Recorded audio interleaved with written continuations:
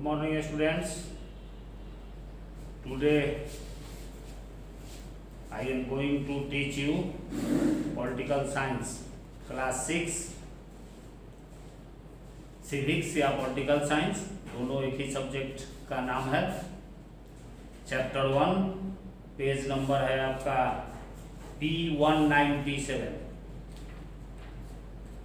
Chapter है diversity, जिसका मतलब होता है विभिन्नता, एक दूसरे से अलग। डाइवर्सिटी का मतलब विभिन्नता।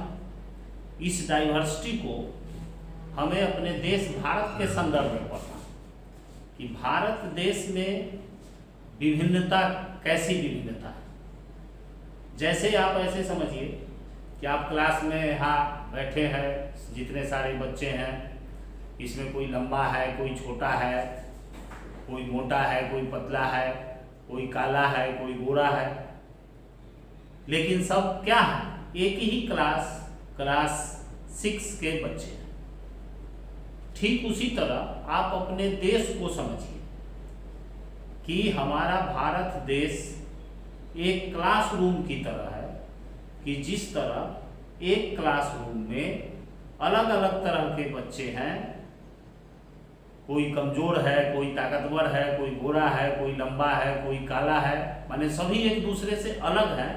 उसी तरह हमारे भारत देश में रहने वाले लोग भी विभिन्न तरीके से, अलग अलग तरीके से एक दूसरे से अलग हैं। उनके बीच अंतर पाया जाता है, विभिन्नता पाई जाती है। जैसे हमारे देश में भिन्न भिन्न तरह के, भिन्न भिन्न जाति के, भिन्न भिन्न धर्म के मानने वाले, उनकी शारीरिक बनावटें भी अलग अलग। जैसे कहीं उत्तर भारत के लोग अलग तरह के हैं, तो दक्षिण भारत के लोग अलग तरह के हैं। पहाड़ी क्षेत्र के में आप चले जाइए तो वहाँ के लोग सब अलग तरीके से रहते हैं। लेकिन ये सारी विभिन्नताओं के बावजूद हमारा देश के संबंध में ये कहा जाता है, जो आपके ऊपर में लिखा है, यूनिटी इन डाइवर्सिटी, विभिन्नता में एकता है। यानी हमारे देश में अलग अलग जाति, अलग अलग रूप रंग, अलग अलग धर्म, अलग अलग संस्कृति के मानने वाले लोग आज से नहीं वर्षों से रहते आए हैं एक दूसरे के साथ, और सब एक दूसरे के साथ मिलजुल के रहते हैं, और सब अपने को भारत देश का नागरिक मानते हैं। और अलग अलग रूप रंग होते हुए भी, धर्म होते हुए भी, संस्कृति होते हुए भी सभी भारत के लोग एक सूत्र में बंधे हुए हैं, एक नागरिक के रूप में, एक भारतीय नागरिक के रूप में इस देश में रहते हैं। इसीलिए यूनिटी इन डाइवर्सिटी का मतलब है विभिन्नता में एकता। विभिन्नता में एकता यानी हमारे देश में रहने वाले सभी नागरिक बहुत सारे आधार पर एक दूसरे से अलग अलग हैं।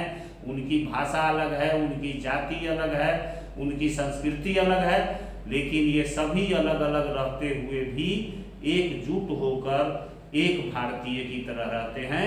इसी को कहा जाता है यूनिटी इन डाइवर्सिटी। जैसे आप बुक में देखेंगे, इसमें लिखा है कि unity in diversity, if there is a country which epitomises this, it is India. India with its rich cultural history is a country of diverse cultural. चूंकि हमारे देश का इतिहास बहुत ही समृद्ध संस्कृति का इतिहास रहा है, इसीलिए हमारे देश में विभिन्न विभिन्न तरह के कल्चर पाए जाते हैं, रिलीजन, लैंग्वेज, कम्युनिटी, और सबकी एक अलग अलग पहचान है। इसकी उत्पत्ति के लिए कहता है कि the origin of our heritage can be tracked back to Indus Valley civilisation. हमारे देश की सबसे प्राचीन सभ्यता सिंधु घाटी की सभ्यता है, जो सिंधु नदी घाटी के क्षेत्र में बसी थी। यानी यह विश्व की सबसे पुरानी सभ्यता है। इसीलिए भारत की सबसे प्राचीन सभ्यता, भारत ही नहीं दुनिया की सबसे प्राचीन सभ्यता इंडस वैली सिविलाइजेशन से, जो आज से थाउजेंड्स ऑफ ईयर्स है, हजारों साल पहले यह सभ्यता थी। उसके बाद सिंधु घाटी सभ्यता के बाद कहता है it was conquered and ruled by many rulers and dynasties from central Asia and finally the British. Sindhu घाटी सभ्यता के बाद हमारे देश में वैदिक सभ्यता है। वैदिक सभ्यता के बाद हमारे देश में हिंदू धर्म मानने वाले राजाओं का शासन स्थापित हुआ। 11वीं 12वीं शताब्दी में आके मध्य एशिया से, सेंट्रल एशिया से इस्लाम धर्म के मानने वाले लोग यहाँ आए। उन लोगों ने इस देश को जीता और यहाँ पर लंबे समय तक शासन चलाया। उसके बाद 1700 ईस्वी में आके ब्रिटिश अंग्रेज इस देश पर आके उन लोगों ने इस देश को जीत लिया और वो लगभग 200 वर्षों तक 1947 तक इस देश के शासक रहे। तो इन सब कारणों से हमारे देश में जो भी आया, जैसे हुन आए प्राचीन काल में, तो उन्होंने अपने साथ अपनी संस्कृति लाई। इस्लाम धर्म के मानने वालों का शासन इस देश पर रहा तो उनके साथ उनकी अपनी भाषा, अपनी संस्कृति आई।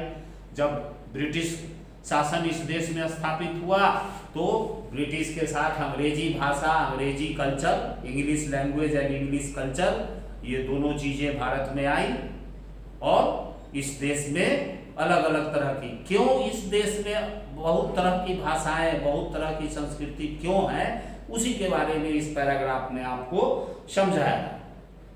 कहता है कि each reason has its own unique identity based on its culture, language and tradition. Bharat के जितने भी क्षेत्र हैं, उत्तर, दक्षिण, पूरब, पश्चिम, सबकी अपनी अपनी प्राचीन परंपरा है, अपनी अपनी संस्कृति है। एक कश्मीर में रहने वाले व्यक्ति का जीवन जीने का शैली एक केरल में रहने वाले व्यक्ति के जीवन शैली से बिल्कुल अलग है। गुजरात में कोई रहता है, उसकी जीवन शैली अलग है, तो मेघालय और असम में रहने वाले लोगों की जीवन शैली अलग है।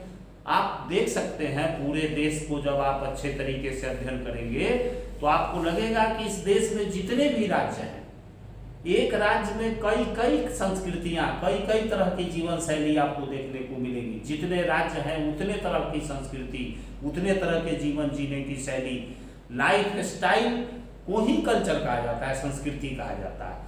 हम किस तरीके से अपने जीवन जीते हैं, कौन सा धर्म मानते हैं, हमारा रीति रिवाज क्या है, हमारी परंपराएं क्या हैं, हमारे पर्व त्योहार क्या हैं, इन सब चीज़ों पर डिपेंड करती है।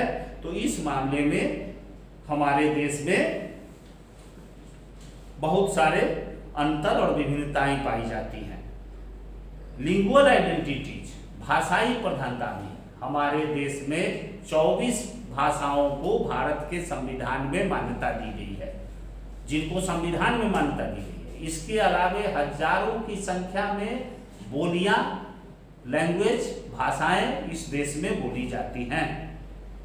तो हम अपने देश के विभिन्नता पर किन कौन कौन सी विभिन्नता हमारे देश में पाई जाती है, कौन कौन सी डाइवर्सिटी हमारे देश में पाई जाती है, इसको हम एक एक पॉइंट्स वाइज यहाँ अध्ययन कर रहे हैं। आप अपने बुक में भी देखेंगे और जो हम समझा रहे हैं उसको समझने की कोशिश करेंगे।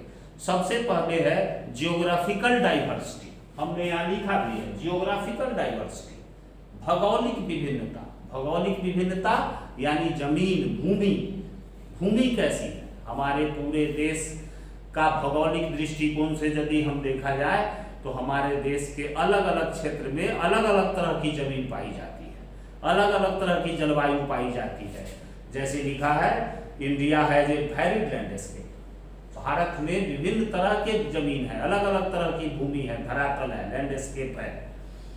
The majestic Himalayas from the border in the north and are the source of many great rivers. विशाल हिमालय हमारे देश की उत्तरी सीमा पर है और वह हमारे देश में उत्तर भारत में जितनी भी नदियां बहती हैं वो सारी नदियां हिमालय पहाड़ से ही निकली हैं। In the northeast, the seven sisters or the seven states are blessed with rain and natural beauty. The northwest is known for desert forts and palaces. The barren landscape of this region is enlivened by the brightly colored custom of its people. अब आप पूर्वोत्तर क्षेत्र में चले जाइए। Seven sister, 7 बहनें, असम से उधर मेघालय, नागालैंड, मिजोरम, त्रिपुरा, सिक्किम, अरुणाचल प्रदेश, ये जो 7 राज्य हैं नॉर्थ ईस्ट स्टेट के, इनको सेवन सिस्टर्स के नाम से जाना जाता है।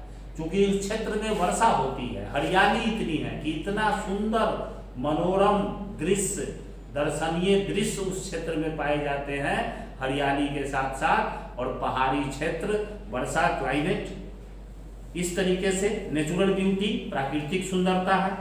नॉर्थ वेस्ट में आप चले जाइए, भारत के उत्तर पश्चिमी क्षेत्र में थार का डेजर्ट है, रेगिस्तान, जहाँ पे भी उस तरह वहाँ की मिट्टी अलग है, वहाँ अलग तरह के पेड़ पौधे, वन, ये सब पाए जाते हैं।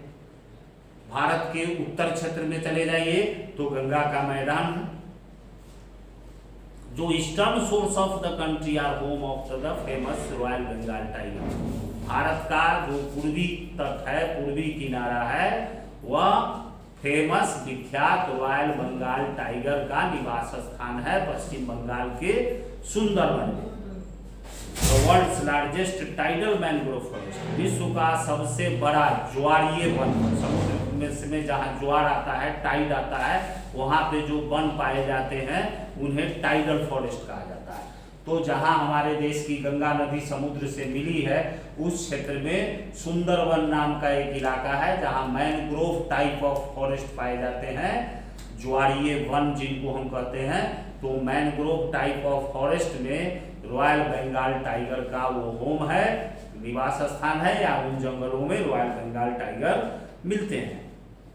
Peninsular India is a distinctly different from northern India in its landscape, climate, food, people, language and even art of forms. Peninsular India किसको कहते हैं? प्रायद्वीपीय, भारत के मैप का नीचे का हिस्सा, दक्षिण भाग, जिसको दक्षिण भारत कहते हैं, उसको आप देखते हैं कि वह 3 तरफ से समुद्र से घिरा हुआ क्षेत्र है भारत के मैप में। पूरब बंगाल की खाड़ी, पश्चिम अरब सागर, दक्षिण में हिंद महासागर, और इस तरह से एक त्रिकोण क्षेत्र भारत का दक्षिण भारत बन गया है, उसी को पेनिनसुलर इंडिया कहते हैं। उस क्षेत्र की अलग तरह की मिट्टी है, अलग तरह की जमीन है, वहाँ का क्लाइमेट, जलवायु भी अलग है, खान पान भी अलग है, वहाँ की भाषा भी अलग है, और यहाँ तक कि कला का रूप भी अलग अलग पाया जाता है। It has a predominantly tropical climate with thick forest and rolling hills in the center and lush plains and sandy beaches along the coast। और बीच में भारत का जो मध्यवर्ती भाग है, मध्य प्रदेश का क्षेत्र, वह घने जंगलों से भरा हुआ है, और गंगा, ब्रह्मपुत्र और सिंधु का जो मैदान है, जिसको नॉर्दर्न इंडियन प्लेन कहते हैं, वह भारत का फूड ग्रेन है, अनाज का भंडार है, store house of food grain, अनाज का भंडार है जहाँ खेती का काम होता है। तो और कोस्टल एरिया है हमारे देश में, समुद्र तट से सटा हुआ जो क्षेत्र है वह समुद्र तटीय क्षेत्र है। तो इस तरह से आप देखते हैं कि हमारे देश में ज्योग्राफिकल डाइवर्सिटी कितनी है, भौगोलिक विभिन्नता कितनी है। पूरा देश एक तरह का जमीन नहीं है, एक तरह की जलवायु नहीं है, हर जगह की जमीन अलग है, अलग अलग तरह की जमीन, अलग अलग तरह की जलवायु, ये हमारे देश में, भारत देश में आपको दिखाई पड़ता है। इसी को हम कहते हैं ज्योग्राफिकल डाइवर्सिटी। दूसरा जो हमारा पॉइंट है, कल्चरल डाइवर्सिटी, सांस्कृतिक विभिन्नता। हमारे देश के लोगों के बीच अलग अलग तरह की संस्कृति है, रिलीजन, लाइफ स्टाइल, जिसको कल्चर हम कहते हैं, जीवन जीने की शैली, जीवन जीने का तरीका, इसी को कल्चर कहा जाता है। तो कल्चरल डाइवर्सिटी है कि Indian subcontinent has diverse culture and tradition that are several centuries old, language, religion, dance, music, architecture, food and social customs differ from place to place. हमारे देश की प्राचीन सांस्कृतिक विरासत है जो हजारों साल पुरानी है। विभिन्न तरह की प्राचीन, शताब्दियों पुरानी भाषाएं, तमिल भाषा, संस्कृत भाषा, ये दुनिया की सबसे प्राचीन भाषा मानी जाती है। Prakrit language, Sanskrit language and Tamil language, the oldest language of the world, दुनिया की सबसे प्राचीन भाषा है, और ये तीनों भाषाएं भारत में बोली जाती हैं। इसके अलावा डांस, नृत्य, म्यूजिक, आर्किटेक्चर, कला, फूड, ये सब अलग अलग स्थान पर अलग अलग है। हर राज्य का अलग भाषा है, हर राज्य की अलग संस्कृति है। Some historians consider India the most ancient civilization as it dates back to 8000 BC and has a continuous recorded history of over 55,000 years since the time of Vedas। हमारे देश की संस्कृति के बारे में इतिहासकारों ने लिखा है कि ईस्वी पूर्व 8000 साल पहले भारत में एक सभ्यता विकसित हुई थी। वेदों के लिखे जाने से 5500 वर्ष पहले भी इस देश में एक सभ्यता थी, जिसके बारे में हमने आपको बताया था, इंडस वैली सिविलाइजेशन, सिंधु घाटी की सभ्यता। The cultural identity of India is made of the elements mentioned earlier. India is unique as it home to many religions. India is the birthplace of Hinduism, Buddhism, Jainism and Sikhism. हमारा देश विभिन्न धर्मों का देश है। जैसे बहुत सारे धर्म तो हमारे ही देश में उनका जन्म हुआ है, जैसे हिंदू धर्म, बौद्ध धर्म, जैन धर्म, सिख धर्म, इन सभी धर्मों का जन्म स्थान भारत है। इसके अलावा बाहर से इस देश में इस्लाम आया, इस्लाम धर्म, क्रिश्चियनिटी, ईसाई धर्म आया, जोरोस्ट्रियनिज्म, जरथुस्ट्र का धर्म जिसको कहते हैं वो आया, यहूदियों का धर्म आया, बहावी विश्वास इस्लाम का ही एक शाखा है बहावी। तो ये दुनिया भर में जितने भी धर्म इस पूरे दुनिया में हैं, वो सारे धर्म के मानने वाले लोग हमारे देश में रहते हैं। यह हमारे देश की धार्मिक विभिन्नता, रिलीजियस डाइवर्सिटी को बताती है कि भिन्न भिन्न धर्म के मानने वाले लोग हमारे देश में रहते हैं। The family is an important unit of social identity in India. हमारे देश में सामाजिक पहचान का सबसे महत्वपूर्ण इकाई है परिवार। जो दुनिया के बहुत सारे देशों में फैमिली आपको दिखाई नहीं पड़ेगा, कोई किसी के साथ रह रहा है, कोई किसी के साथ रह रहा है, लेकिन हमारे देश की एक परंपरा है, एक संस्कृति है कि हमारे देश में परिवार आपको दिखाई पड़ेगा, समाज में फैमिली दिखाई पड़ता है। भारत में संयुक्त परिवार की प्रथा रही है, ज्वाइंट फैमिली, जिसमें ग्रैंडफादर, फादर, सन, पेरेंट्स, मदर, दादी माँ, दादाजी सब लोग एक साथ रहते हैं। माता पिता अपने बच्चों के साथ, अपने बूढ़े बुजुर्गों के साथ, वर्षों से ये हमारे देश में संयुक्त परिवार की परंपरा रही है, न्यूक्लियर फैमिली की परंपरा नहीं रही है। वाइफ, हस्बैंड और बच्चे, ये सिर्फ इतना ही को यदि आप परिवार मानते हैं तो इसको कहा जाता है न्यूक्लियर फैमिली। लेकिन जिस परिवार में पति पत्नी बच्चे के साथ उनके माता पिता दादाजी भी रहते हो, that is called joint family. तो हमारे देश के परिवार सबसे बड़ी विशेषता है कि हमारे देश में संयुक्त परिवार की प्रथा है, ज्वाइंट फैमिली का प्रथा है। और ये सिस्टम है कि परिवार का जो सबसे उम्र दराज आदमी होगा, जो सबसे बड़ा आदमी होगा उम्र में, वही परिवार का हेड होता है, वही परिवार का मुखिया होता है। ये पूरे भारत देश में ये परंपरा रही है। लेकिन धीरे धीरे जब शहरीकरण होने लगा, अर्बन एरिया में लोग अपने माता पिता के साथ नहीं जाते, सिर्फ वाइफ और बच्चों के साथ चले जाते हैं, माता पिता उनके गांव में रहते हैं, तो वह न्यूक्लियर फैमिली कहलाता है। The other families in the neighborhood belonging to different religions and culture are also an integral part of all celebration. लेकिन ऐसा नहीं है कि हमारे देश में सिर्फ एक परिवार का ही महत्व है, बल्कि हमारे देश में समाज का महत्व है। जहाँ हमारा घर होता है, उस घर के आसपास रहने वाले सारे लोग मिलजुल के रहते हैं, चाहे वह किसी भी जाति का हो, किसी भी धर्म का हो।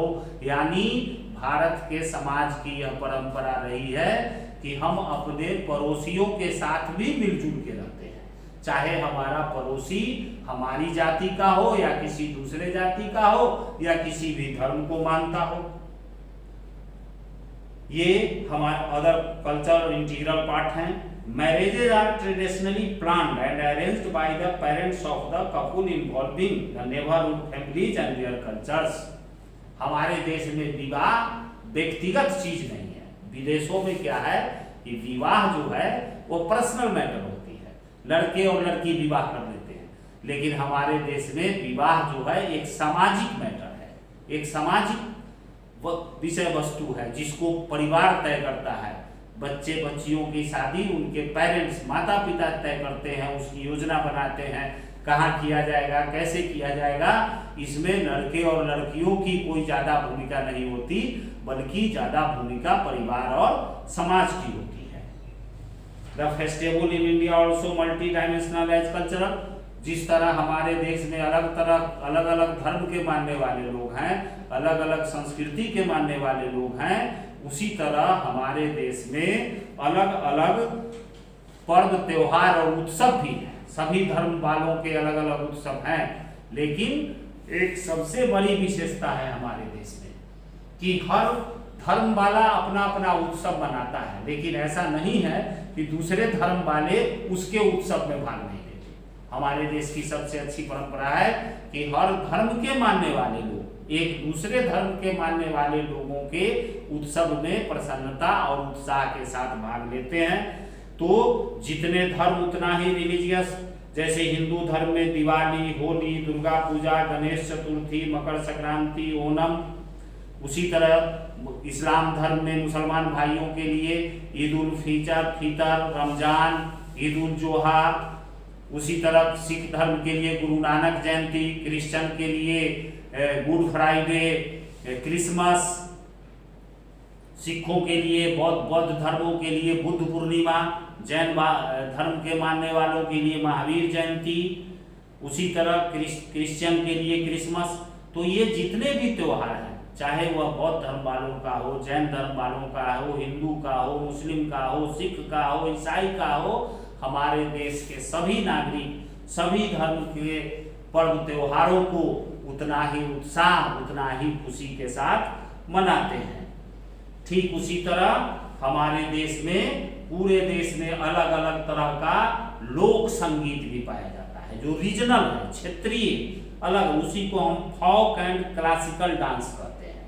भारत के अलग अलग राज्यों में अलग अलग तरह के लोक नृत्य और लोक संगीत हैं। जैसे folk and classical dances forms in India, जैसे भारत में कौन कौन से लोक संगीत और लोक नृत्य प्रचलित हैं? भरतनाट्यम, कथकली, कथक, कुचिपुड़ी, मणिपुरी, ओडिसी, सटरिया, ये सब बुक में आप देखिए कि हर राज्य का जो फोक म्यूजिक और फोक डांस है वो सबका नाम लिखा हुआ है। ये राज्य के साथ आप इन सारे फोक डांस का नाम याद रखेंगे कि कौन सा फोक डांस, लोक नृत्य, उसका हिंदी होता है लोक नृत्य, वह किस राज्य का है, ये आपके बुक में P198 पेज में दिया गया है। इसके अलावा हमारे देश में musical tradition of India equally diverse, it include religious, folk, Sufi, popular and classical music. संगीत भी एक तरह का नहीं है। अब जैसे यूरोप में आप चले जाइए तो एक ही तरह का म्यूजिक है, बैले म्यूजिक वहाँ उन लोगों का चलता है, यूरोपियनों का, अंग्रेजों का। लेकिन हमारे देश में अलग अलग तरह के संगीत, नृत्य जितने तरह के हैं उतने ही तरह के म्यूजिक भी हैं, संगीत भी है। डांस अलग है तो म्यूजिक भी अलग है। डांस का नाम आपने ऊपर पढ़ा है, नीचे विभिन्न तरह के जो म्यूजिक हैं उनका नाम दिया गया है, folk, Sufi, popular and classical music. The Indian classical music is a heavily influenced by Hindu text and follows two distinct style, Carnatic and Hindustani. हमारे देश का जो शास्त्रीय संगीत जिसको कहते हैं, क्लासिकल म्यूजिक, वह बहुत ज़्यादा हिंदू धर्म ग्रंथों से प्रभावित है और इसके बहुत सारे स्टाइल हैं, जैसे कर्नाटक स्टाइल और हिंदुस्तानी स्टाइल। ये म्यूजिक के दो स्टाइल हमारे देश में पाए जाते हैं। आप इसमें पिक्चर में आप देख सकते हैं कि डांस जो है, अलग अलग तरीके का डांस का परफॉर्म करने की जो ये पिक्चर दी गई है, वो dance performing traditional dance showing our cultural diversity. यह जो लोक नृत्य और लोक संगीत है ये हमारे सांस्कृतिक विभिन्नता को दर्शाता है। तीसरा जो विभिन्नता हमारे देश में पाई जाती है वो लिंग्विस्टिक डाइवर्सिटी, भाषाई विभिन्नता। भाषा, ऐसे तो हमारे देश में हजारों भाषाएं बोली जाती हैं पूरे देश में। आप बिहार में हम लोग रहते हैं, बिहार में मुख्य रूप से 4-5 मुख्य भाषाएं तो सिर्फ बिहार में बोली जाती है, मैथिली, मगधी, भोजपुरी। हम लोग वैशाली जिले में रहते हैं, तो यहाँ की भाषा का क्या नाम है? भज्जी का। हम लोग बज्जिका भाषा बोलते हैं, जो हमारे वैशाली और मुजफ्फरपुर जिले की भाषा है, बज्जिका भाषा। अंगिका भाषा भागलपुर जो बिहार में है, वो भागलपुर के तरफ का भाषा अंगिका भाषा है। मैथिली भाषा, मगही भाषा, भोजपुरी भाषा। तो आप अनुमान लगा सकते हैं कि सिर्फ बिहार में 10 तरह की भाषाएं बोली जाती है, 4-5 मुख्य भाषाएं हैं। तो पूरे देश में ऐसे छोटे बड़े भाषाओं की संख्या सैकड़ों हजारों है। 24 भाषाओं को तो हमारे देश के संविधान में मान्यता दी गई है, हमारे देश के अलग अलग भाषाएं हैं। तो कहता है इसमें कि the Rig Veda dating back to 1500 BC is the oldest manuscript available in any Indo European language. Sanskrit is the root language from which the other Indian language have originised. कहता है कि 1500 BC 1500 ईसा पूर्व में ऋग वेद लिखा गया था और उस ऋग वेद में संस्कृत भाषा का यूज हुआ था। तो इस आधार पर यह माना जाता है कि हमारे देश की सभी भाषाएं, और ये जो है भारत और भारतीय और यूरोपीय भाषाओं में लिखी गई पहली मैन्युस्क्रिप्ट थी, पांडुलिपि थी, हाथ से लिखी हुई चीजों को मैन्युस्क्रिप्ट कहते हैं। तो ऋग्वेद जो है यह पहली पुस्तक थी जो भारतीय और यूरोपीय भाषाओं में पहली बार अगर कोई पुस्तक लिखी गई थी। सबसे प्राचीन पुस्तक, oldest book of the world आप इसको कह सकते हैं, दुनिया की सबसे पुरानी किताब है ऋग्वेद, और वह ऋग्वेद लिखी गई है संस्कृत भाषा में। तो इससे ऑटोमेटिक क्या सिद्ध होता है कि संस्कृत हमारे देश की ही नहीं दुनिया की सबसे प्राचीन भाषा है, सबसे पुरानी भाषा है। और भारत की जितनी भी भाषाएं हैं भारत देश में बोली जाने वाली, चाहे वो हिंदी हो, कन्नड़ हो, मलयालम हो, तमिल हो, मराठी हो, ये सभी भाषाओं का ओरिजिन जो है, मूल जो उसका मूल स्थान है, ओरिजिन प्लेस, वह संस्कृत लैंग्वेज ही है, संस्कृत भाषा ही है। आर्यों की originate from Sanskrit, the literary forms Dravidian language also depend on Sanskrit. द्रविड़ भाषा, आर्यों की भाषा। नॉर्थ इंडिया, उत्तर भारत में जो हम भाषा बोलते हैं वो आर्यों की भाषा है, जैसे मराठी, हिंदी, पंजाबी, बंगाली, उड़िया, ये सब भाषाएं आर्यन लैंग्वेज कही जाती है। और द्रविडियन लैंग्वेज, द्रविड़ भाषा कौन है? दक्षिण भारत की जो भाषा है, तमिल, तेलुगु, मलयालम, ये 3 भाषाएं जो हैं वो द्रविड़ लैंग्वेज बोली जाती है। उधर साउथ इंडिया में रहने वाले लोग द्रविड़ जाति के हैं, तो इसलिए ये द्रविडियन लैंग्वेज भी उनका भी, मलयालम हो, तेलुगु हो, तमिल हो, कन्नड़ हो, ये सब द्रविडियन लैंग्वेज है, इनका ओरिजिन भी संस्कृत भाषा ही है। हिंदी सबसे ज्यादा क्षेत्रों में बोली जाने वाली भाषा है, उसके बाद बंगाली, तेलुगु, मराठी और तमिल का नंबर आता है। तमिल भाषा का यूज और जो है 3rd मिलेनियम BC, ईसा पूर्व 3री शताब्दी में जो है तमिल भाषा का यूज किया जाता था। यह भी हमारे देश की सबसे पुरानी भाषा है। उसी प्रकार कन्नड़ भाषा का फैलाव जो है 9वीं और 10वीं शताब्दी में, 9th और 10th सेंचुरी में इस देश में हुआ। प्रत्येक स्टेट, जैसे हमारे देश में हर राज्य की अपनी अपनी एक अलग भाषा है ही, और आपके बुक में 22 लैंग्वेज दिया है, संविधान की 8वीं सूची में 22 नहीं बल्कि 24 भाषाओं को स्थान दिया गया है, जिसमें एक हमारे बिहार की भोजपुरी और मैथिली, ये 2 भाषाओं को भी संविधान की 8वीं अनुसूची में शामिल किया गया है। इसके साथ साथ इंग्लिश, पुर्तगीज एंड फ्रेंच भी भारत के अलग अलग क्षेत्रों में बोले जाते हैं। ठीक इसी तरह अगला जो विभिन्नता है वह है आर्ट एंड आर्किटेक्चरल डाइवर्सिटी, कला और कला संस्कृति की विभिन्नता। चित्र बनाने का कला और बिल्डिंग, इमारत बनाने का कला, इसको वास्तुकला कहते हैं। कला और वास्तुकला, architectural diversity. The cultural diversity has been influence art and architecture. सांस्कृतिक विभिन्नता ही कला और वास्तुकला को प्रभावित करती है। Rock painting, cave painting of Ellora, Ajanta and Bagh and temple painting are the earliest painting which are proof of the love of art. Bharat में प्राचीन काल में एलोरा और अजंता की गुफाओं पर जो चित्र बने हैं, चट्टानों पर भी जो चित्र बने हैं, मंदिरों पर भी जो चित्र बने हुए हैं, ये सारे चित्र हमारे देश के कला प्रेम को प्रदर्शित करते हैं। The early and medieval art are mostly influenced by Hindu, Buddhist और Jainist school। हमारे देश के जो प्रारंभिक कला थी वो हिंदू, बौद्ध धर्म, जैन धर्म की शिक्षाओं के आधार पर ये चित्र बनाए गए थे। मधुबनी, मैसूर, तंजौर पेंटिंग, आप बिहार की मधुबनी पेंटिंग, ये पेंटिंग करने की एक कला है। मैसूर पेंटिंग, तंजौर पेंटिंग, ये भारत की अलग अलग हिस्सों में, अलग अलग क्षेत्रों में विकसित की गई कला है।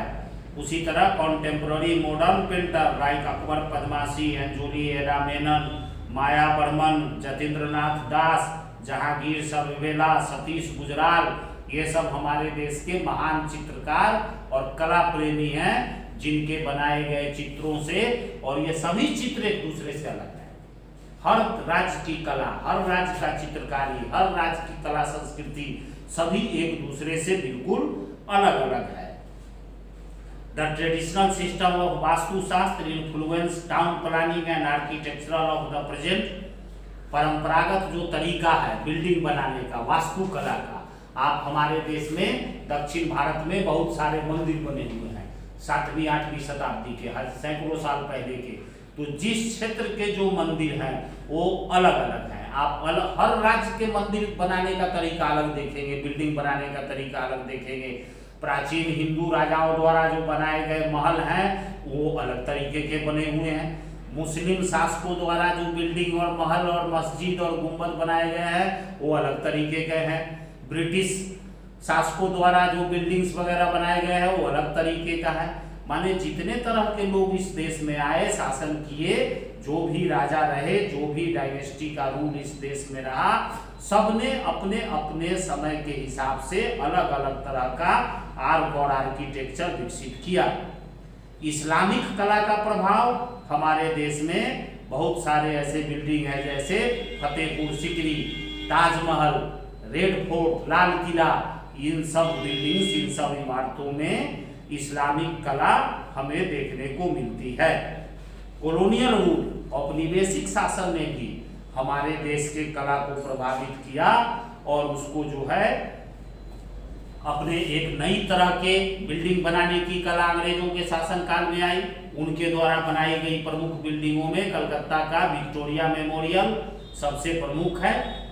बौद्ध धर्म के प्रभाव के साथ ही बहुत सारे बौद्ध स्तूप, बौद्ध विहार, बौद्ध धर्म के मठ हमारे देश में बनाए गए। वह एक अलग तरीके का कला, अलग तरीके का बनावट। उन स्तूप में, शिखर में, पैगोडा उनको कहते थे, बौद्ध धर्म के जो समाधि स्थल बनाया जाता था, पैगोडा में, तोरण द्वार में, ये सब एशियन कल्चर, एशियाई संस्कृति को दिखाता है।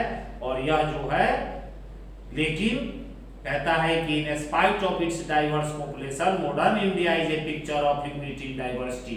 इतनी सारी विभिन्नताएं हमारे देश में है, लेकिन आज का आधुनिक भारत इतनी सारी विभिन्नताओं के बाद भी एक यूनिटी के रूप में, एकता के रूप में, एक और श्रेष्ठ भारत के रूप में हमारे देश में सामने आया। बस ये चैप्टर इतना ही है। पेज नंबर 200 में जो समरी दिया हुआ है उसको ठीक से याद कर लेंगे, और आपके बुक के लास्ट में जो क्वेश्चन आंसर दिया गया है उस क्वेश्चन आंसर को 200 से 202 तक क्वेश्चन आंसर्स है, ये सारे क्वेश्चन आंसर्स को आप तैयार कर लेंगे। बस।